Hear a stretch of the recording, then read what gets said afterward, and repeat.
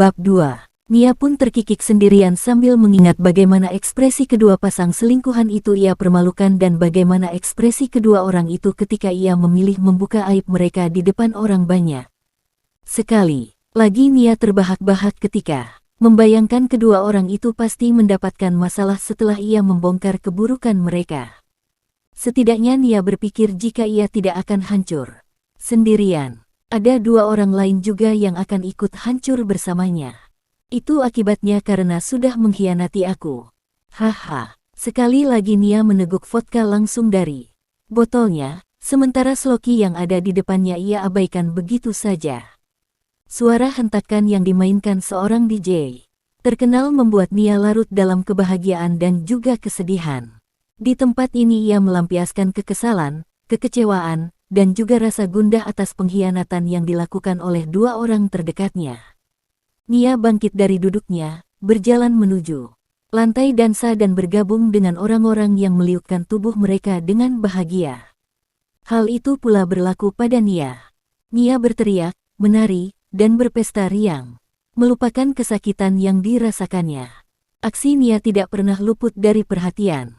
Seseorang yang sedari tadi memperhatikan Nia sejak awal gadis dewasa itu masuk ke dalam klub.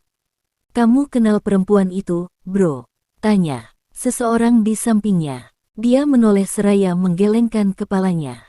Dia memang tidak mengenal wanita itu, tapi tadi ia melihatnya di kantor.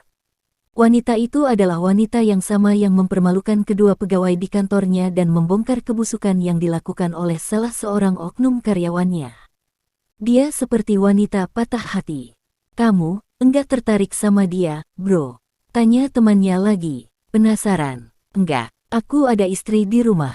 Pria itu menggeleng sebagai tanggapannya.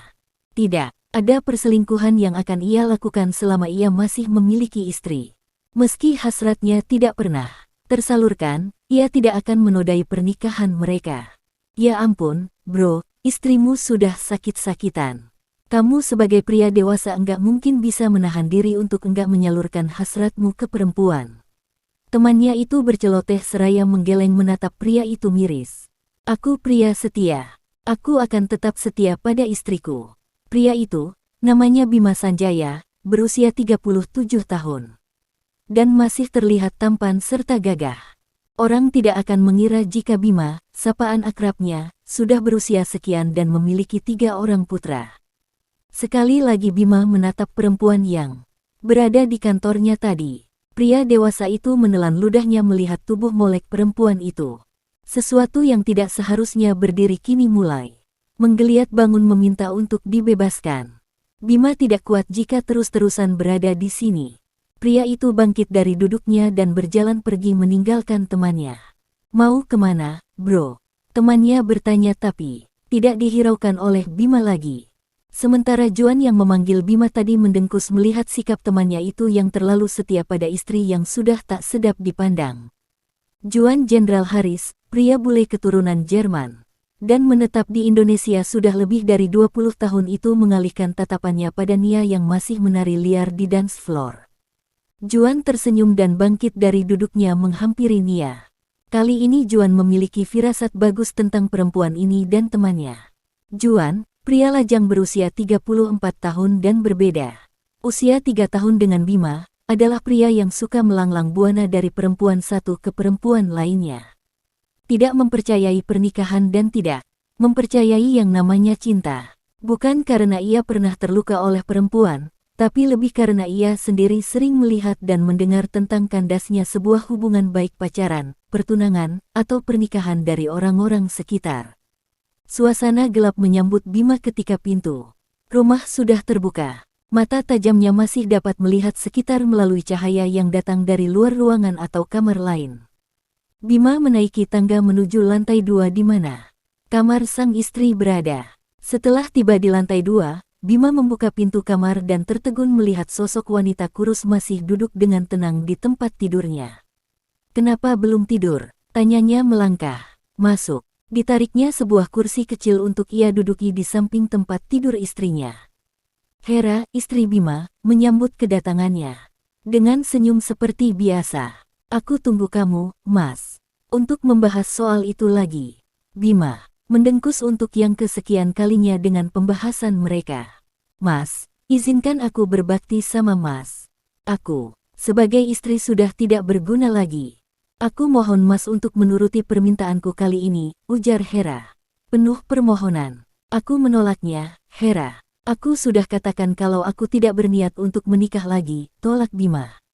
Demi kamu dan anak kita, Mas. Menikahlah agar istri barumu bisa merawat kamu dan ketiga putra kita.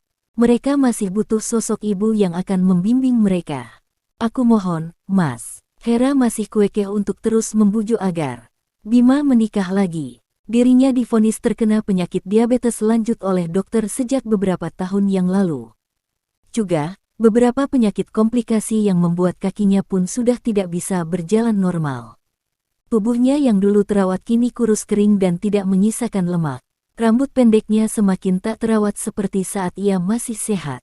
Hera sudah sering sekali memohon pada suaminya untuk menikah lagi agar kebutuhan sang suami terpenuhi. Semenjak sakitnya semakin parah, Hera tidak bisa melayani Bima sesuai dengan niatnya waktu itu. Hal itulah yang membuatnya memutuskan untuk memberi izin suaminya menikah lagi. Tapi, seperti biasa, suaminya akan menolak saran Hera. Tapi, Mas, aku mohon untuk sekali ini dengarkan aku. Ini bukan hanya tentang kamu dan anak-anak saja, tapi juga seluruh keluarga kita, sela Hera. Aku mau kamu melanjutkan keturunan kamu, Mas, seperti yang kamu cita-citakan ingin memiliki 7 orang anak. Sedangkan aku sudah tidak bisa mengabulkannya lagi. Hera menatap Bima sedih. Bima menatap istrinya tajam. Meski sudah mendapat izin bukan berarti ia langsung menyetujuinya. Bima tidak ingin menyakiti Hera. Aku tahu kamu pria setia, Mas. Aku tahu kamu tidak akan mengkhianati pernikahan kita. Aku juga tahu kamu tidak ingin menyakiti aku. Tangan kurus Hera menarik tangan suaminya dan menggenggamnya erat. Aku juga pasti akan merasa cemburu dan sakit hati kalau melihat kamu dan istri barumu. Aku tidak mengingkari soal itu. Hera tersenyum seraya menghela napas. Sementara air matanya terus mengalir dan membasahi tangan yang terkait tersebut. Tapi, aku akan terus merasa tertekan jika memikirkan keadaanmu setiap hari seperti apa. Aku mohon Mas mengerti dengan keinginanku. Ditatapnya lekat mata sang suami yang juga membalas tatapannya. Cari istri yang kamu inginkan. Tapi, aku minta satu hal sama Mas, ujar Hera pada Bima. Hera, kamu tahu, kan kalau aku tidak, jangan lupakan aku dan anak-anakmu kalau sudah punya istri baru. Tetap rawat mereka seperti sebelum kamu punya istri kedua. Bima tertegun dengan tekad bulat Hera yang terus meminta untuknya menikah lagi dan mencari istri kedua. Bima bingung apa yang akan ia putuskan. Pikirannya terus mendoktrin agar ia tidak mengkhianati pernikahan mereka. Bima menghela napas berat seraya menatap istrinya yang terus berusaha agar mengikuti sarannya. Aku akan mencari wanita yang bisa menjadi istri keduaku, tandas Bima tegas. Hera tersenyum lebar menatap haru suaminya yang menuruti keinginannya. Meski ada rasa sakit yang pelan-pelan menyusup ke dalam relung hatinya, namun Hera tetap berusaha untuk kuat demi suami dan juga anak-anaknya.